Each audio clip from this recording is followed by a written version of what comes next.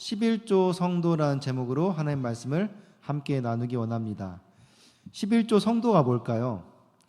헌금 설교를 하려는 건가? 두렵고 떨립니까? 네, 오늘 11조 성도는 그런 설교는 아닙니다. 항상 모든 그룹에서 일하는 사람은 정해져 있습니다. 큰 교회도 마찬가지입니다. 교인이 많으면 일할 사람이 참 많을 것 같은데 그 교회도 사정은 마찬가지죠. 일할 사람이 늘 부족합니다. 그래서 교회에서는 11조 성도들이 항상 있습니다. 11조 많이 낸 성도가 아니라 참 신기하게도 어떤 그룹이든 그 그룹의 10분의 1이 그 모든 역할을 다 감당한다라는 것입니다. 그런데 제가 이 11조 성도가 과연 누구일까? 제가 신앙생활하면서 오래도록 고민하고 연구하고 살펴보았어요. 그런데 11조 성도는 기도하는 여러분이더라고요. 왜냐하면은 항상 이 주일 출석의 10분의 1이 이 새벽 예배, 수요 예배, 금요 예배 인원이 딱 주일 출석 예배의 10분의 1이에요. 여러분 예배 출석 인원이 지금 한 40명쯤 될 거예요. 요즘은 온라인으로 드린 사람 때문에 인원이 많이 줄었는데 보통 온라인으로 현장 지금 같이 이 시간에 드리고 있는 인원까지 합하면은 보통 한 7, 80명 정도 되거든요. 우리 교회 주일 출석이 한 7, 800명 정도 됩니다. 그 말인즉 여러분 한 명 한 명이 지금 성도들 10명의 몫을 감당하고 있는 것입니다. 반대로 말하면은 여기 있는 인원이 늘잖아요. 기도한 사람이 늘어나잖아요. 그럼 어떻게 될까요? 우리 교회가 부흥하는 거예요. 네, 원리는 어렵지 않습니다.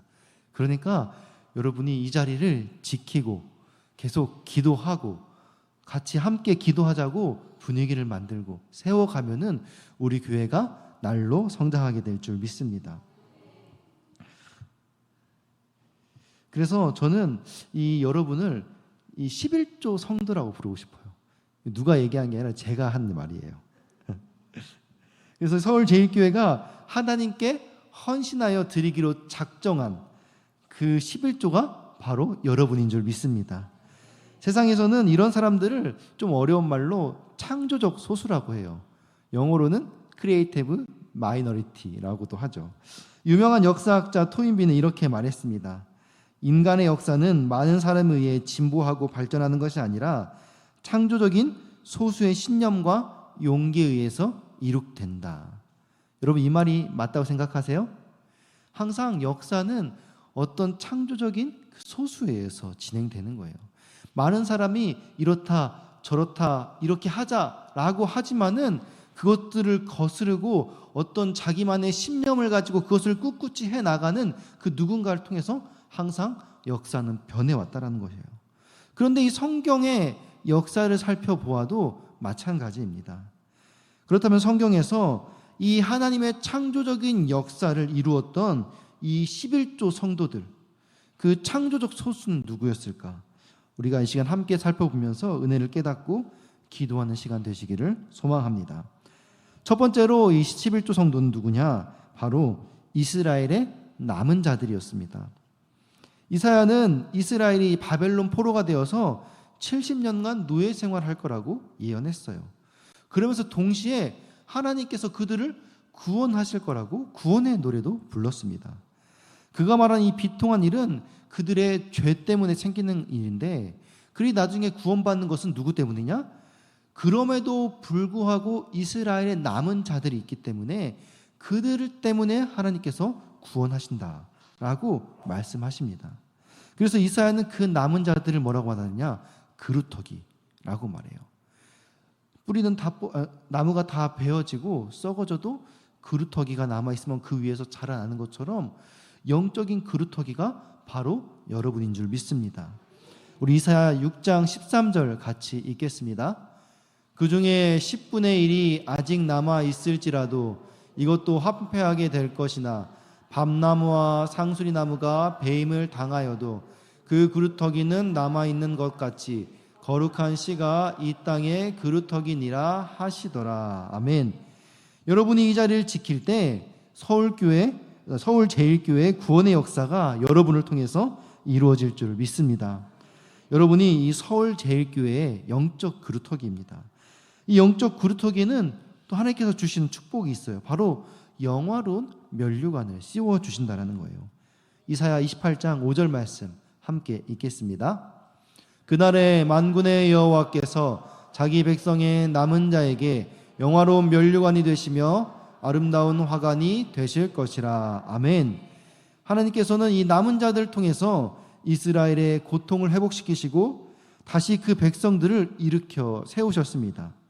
하나님의 뜻을 이루기 위해서 포기하지 않고 끝까지 기도의 자리, 섬김의 자리를 지킬 때 우리를 통해서 하나님의 놀라운 역사가 다시 한번 세워지게 될 줄 믿습니다. 그때 여러분들 모두가 다 꼭 계시기를 소망합니다. 두 번째로 하나님께 쓰임받았던 11조 성도는 누구냐? 바로 여호수아와 갈렙이었습니다. 이스라엘 백성들은 출애굽하여 바로 가나안 땅에 들어간 것이 아니라 40년간 광야를 방황했었죠. 그렇게 오랜 세월을 지나서 드디어 바라고 바라던 가나안 땅을 문 앞에 두고 서 있게 되었습니다. 모세는 이제 12지파에서 각각 한 사람씩 대표를 뽑아서 12명의 정탐꾼을 가나안 땅으로 보냈습니다. 그런데 이 12명이 정탐을 하고 와서 보고한 내용이 서로 달랐어요. 10명은 부정적인 보고를 했죠. 그 땅은 이 젖과 꿀이 흐르는 땅은 맞지만은 그 땅의 거민들은 너무 키가 장대 같아서 그들이 보기에는 우리가 메뚜기처럼 같다. 메뚜기와 같다. 그들 우리의 밥이다라고 이야기를 했습니다. 이 10명의 정탐꾼이 보고한 부정적인 소식을 듣고 백성들은 모세와 아론을 원망하면서 소동을 일으켰습니다. 심지어 다시 애굽으로 돌아가고 싶다고 노예 생활을 그리워하면서 패배주의에 물들었습니다.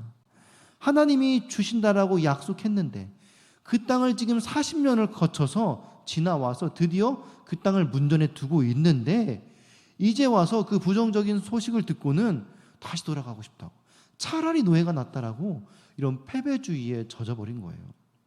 이런 상황을 바라본 여호수아와 갈렙은 울분을 억제하지 못하여서 옷을 찢으면서 백성들에게 이렇게 말했습니다.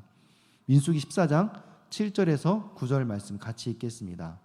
이스라엘 자손의 온 회중에게 말하여 이르되 우리가 두루다니며 정탐한 땅은 심히 아름다운 땅이라. 여호와께서 우리를 기뻐하시면 우리를 그 땅으로 인도하여 들이시고 그 땅을 우리에게 주시리라. 이는 과연 젖과 꿀이 흐른 땅이나. 다만 여호와를 거역하지는 말라. 또 그 땅 백성을 두려워하지 말라. 그들은 우리의 먹이라.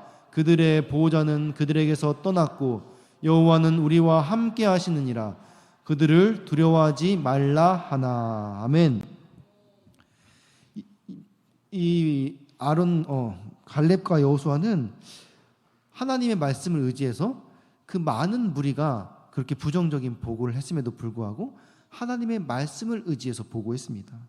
그리고 모세와 아론은 그 다수의 의견이 아니라 소수이지만 하나님의 말씀을 의지하여 고백한 그 보고를 받아들이고 그 땅으로 전진했습니다. 어찌 보면 정말 위대한 결단이 아닐 수 없습니다. 지금 갈렙과 여호수아 외에 그 수많은 사람들이 그걸 지금 반대하고 있어요. 지금 부정적인 여론이 계속해서 일어나고 있습니다. 심지어 돌아가자라고 말도 하고 있어요. 그런데 그것들을 다 무시한 채 하나님의 말씀만 바라보고 나아갔다는 거죠. 진리는 수에 의해 밝혀지는 것이 아닙니다. 오직 하나님을 믿는 믿음과 말씀에 근거한 용기, 이것에 의해서 진리가 실현되는 것이죠. 교회에서 민주주의의 방법으로 중요한 결정을 내릴 때가 있습니다. 사실 제일 편하고 빠른 방법입니다. 그러나 진리는 다수의 의견이 아니라 하나님의 말씀으로 결정되어야 합니다. 그래서 때로는 소수이지만 하나님의 말씀을 믿는 신실한 지도자를 통해서 하나님의 역사는 움직입니다. 사랑하는 성도 여러분, 세상이 모두 같은 말을 할지라도 하나님의 말씀이 그 세상의 말과 다르면은 우리는 그 세상을 뒤로하고 하나님의 말씀을 따라야 합니다. 왜냐하면 그것이 진리이고 그것이 하나님의 방법이기 때문입니다.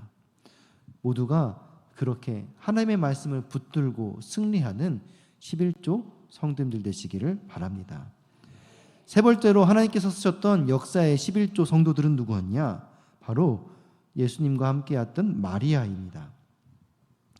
예수님께서 십자가 죽음을 앞두고 유대인 지도자 시몬의 집에 저녁 식사 초대를 받았습니다. 그런데 그 자리에 옥합을 들고 있던 한 여인도 함께 초대를 받았습니다. 그 옥합은 이 여인들이 결혼 예물로 준비하는, 평생 동안 모아서 준비하는 아주 값진 거였어요. 어떻게 보면 여자에게 있어서 전 재산과도 같은 거죠. 어떤 신학자가 지금의 돈으로 환산해 보면 아마 한 3천만 원에서 5천만 원 정도 됐을 거라고 말합니다. 그런데 그 여인이 이 옥합의 기름을 전부 예수님의 머리에 쏟아 붓습니다. 이 광경을 보고 있던 사람들 사이에서 소동이 벌어집니다. 제자들은 어찌 값진 그릇을 허비할 수 있는가? 가난한 사람들에게 나누어줬으면 얼마나 좋은 일들에 많이 쓰고 더 빛이 날 수 있었을까 하면서 아쉬워합니다. 물론 맞는 말이죠. 합리적인 항변입니다. 예수님의 머리에 바르기에는 사실 그게 너무나 엄청난 값의 기름이었던 것이죠. 예수를 초대한 이 시몬도 이 여인의 정체에 대해서 마땅치 않게 생각하면서 이 여인을 막 상대해주고 있는 이 예수님에 대해서 회의감을 느끼는 거예요. 예수님에 대해서 굉장히 실망하는 거죠. 그런데 예수님은 전혀 다른 견해를 보이셨습니다. 마태복음 26장 10절에서 13절 우리 함께 읽겠습니다. 마태복음 26장 10절에서 13절. 예수께서 아시고 그들에게 이르시되 너희가 어찌하여 이 여자를 괴롭게 하느냐? 그가 내게 좋은 일을 하였느니라. 가난한 자들은 항상 너희와 함께 있거니와 나는 항상 함께 있지 아니하리라. 이 여자가 내 몸에 이 향유를 부은 것은 내 장례를 위하여 함이니라. 내가 진실로 너희에게 이르노니 온 천하에 어디서든지 이 복음이 전파되는 곳에서는 이 여자가 행한 일도 말하여 그를 기억하리라 하시니라. 아멘.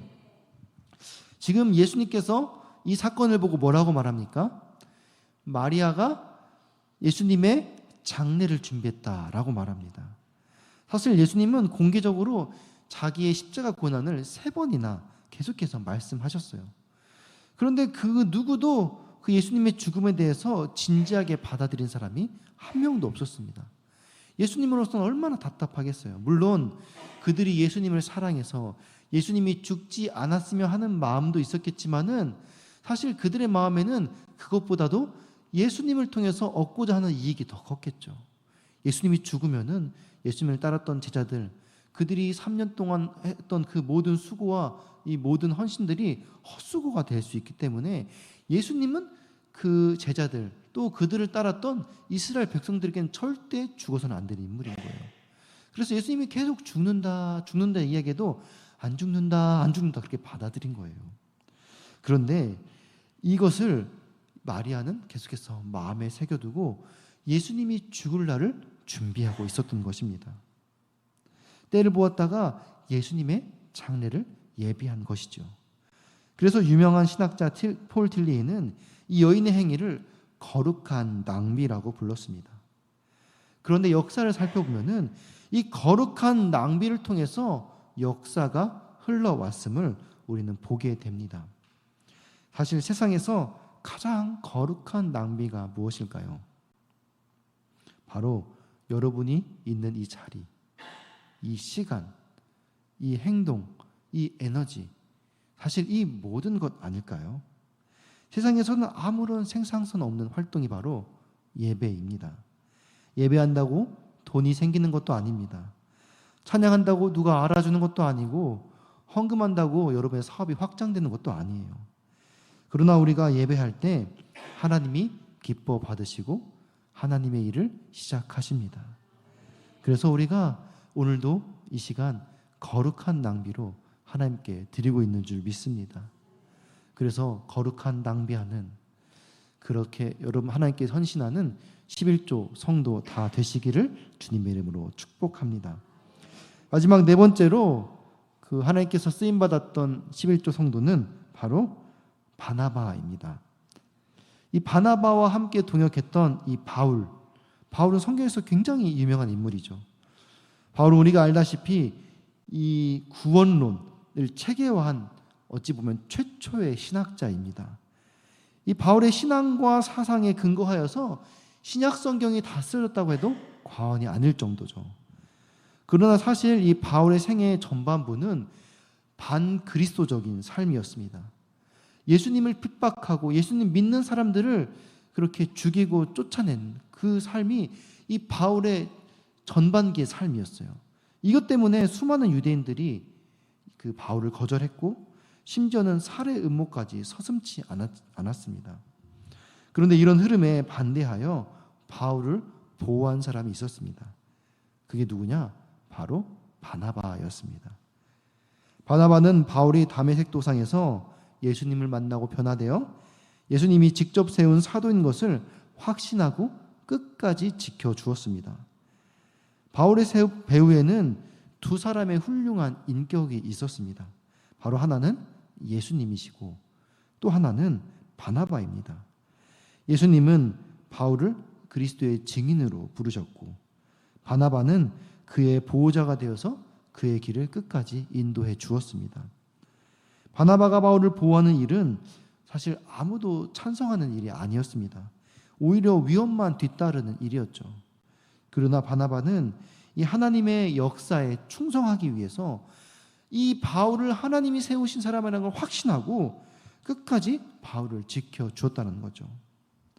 바울이 다메섹 도상에서 예수를 만나지 못했다면 오늘의 바울이 없었던 것처럼 바나바 없는 바울 또한 상상할 수 없었을 것입니다. 바울은 예수님으로 말미암아 거듭났고 바나바로 말미암아 성경의 위대한 인물로 성장했습니다. 오늘 살펴본 이 네 명의 인물, 특별히 가나안 땅을 점탕했던 여호수아와 갈렙, 그리고 자신의 전 재산인 옥합을 깨뜨려 예수님의 장례를 준비한 마리아, 그리고 바울을 그리스도의 사도로 끝까지 보호하고 증인이 되어준 바나바, 이들에게는 모두 공통점이 있습니다. 그것은 다수의 편에 서지 않고 하나님의 말씀, 신앙의 양심, 믿음에 근거하여 반응했다라는 사실입니다. 위험에 직면해도 피하지 않고 정면으로 도전했습니다. 하나님은 오늘도 다수의 편이 아닌 하나님의 편에 선 사람, 그 사람을 찾고 계십니다. 여기 계신 여러분 모두가 세상의 편이 아닌 하나님 편에, 다수가 아닌 소수의 진리를 붙잡는 11조 성도님들 다 되시기를 주님의 이름으로 축원합니다. 이 시간 같이 주님 뜻대로라는 찬양을 같이 고백하면서 우리가 믿음의 결단을 하고 나아가기 원합니다. 찬양의 가사를 보면은 십자가 지고 세상 등지고 십자가 보내, 이런 찬양의 가사도 있는데 우리가 가사를 잘 생각하면서 함께 고백하기 원합니다.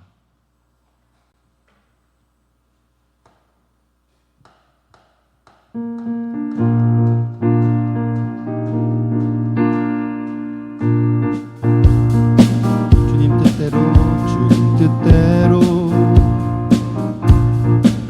살기로 했네. 주님 뜻대로 살기로 했네. 주님 뜻대로 살기로 했네. 뒤돌아서지 않겠네. 이 세상 사람 날 몰라줘도, 이 세상 사람 날 몰라줘도, 이 세상 사람 날 몰라줘도, 이 세상 사람 날 몰라줘도 뒤돌아서지 않겠네. 뒤돌아서지 않겠네. 뒤돌아서지 않겠네. 뒤돌아서지 않겠네. 어떠한 시련이 와도, 어떠한 시련이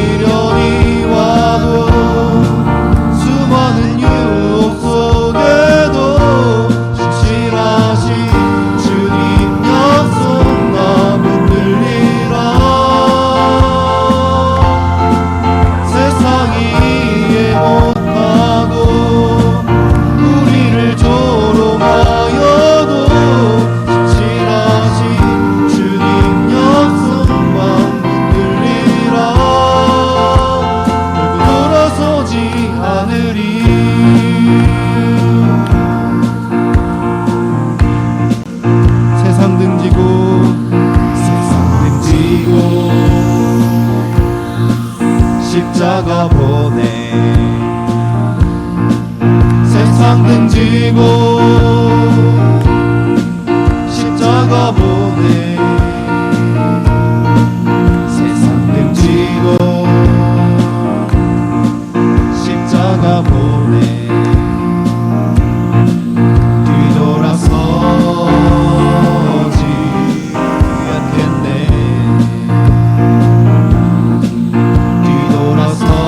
뒤돌아서지 않겠네 어떠한 시련이 와도 어떠한 시련이 와도 수많은 유혹 속에도 신실하신 주님 약속만 흔들리라 세상이 이해 못하고 우리를 조롱하여도 신실하신 주님 약속만 흔들리라 어떠한 시련이 와도 어떠한 시련이 와도 수많은 유혹 속에도 신실하신 주님 약속만 흔들리라 세상이 이해 못하고 우리를 조롱하여도 신실하신 주님 약속만 흔들리라 결국 돌아서지 않으리 이 시간 우리가 함께 기도하실 때 이스라엘 백성들의 남은 자 그루터기 백성들을 통하여 하나님의 구원을 이루셨던 것처럼 우리 서울제일교회 남은 자 하나님께 온전히 드린 11조 성도가 내가 되어서 하나님께서 약속하신 둔총도 시대에 하나님의 역사를 이루는 귀한 그릇으로 쓰임받게 하여 주옵소서. 이 세상의 주를 따라가는 것이 아니라 말씀의 주류 하나님의 창조 역사의 주류 창조적 소수의 사명을 감당하는 말씀과 기도의 승무사 되게 하여 주시옵소서. 특별히 수능이 40일을 남았습니다. 학생의 때 공부할 수 있는 기회 주심에 감사함으로 이 기회를 잘 선용하여 하나님께 영광 돌리는 수험생들 되게 하여 주시옵소서. 또한 추수감사 전도축제가 9일 남았습니다. 코로나가 지나고 현장 예배가 회복되고 있는 이때에 영적 추수의 때가 왔습니다.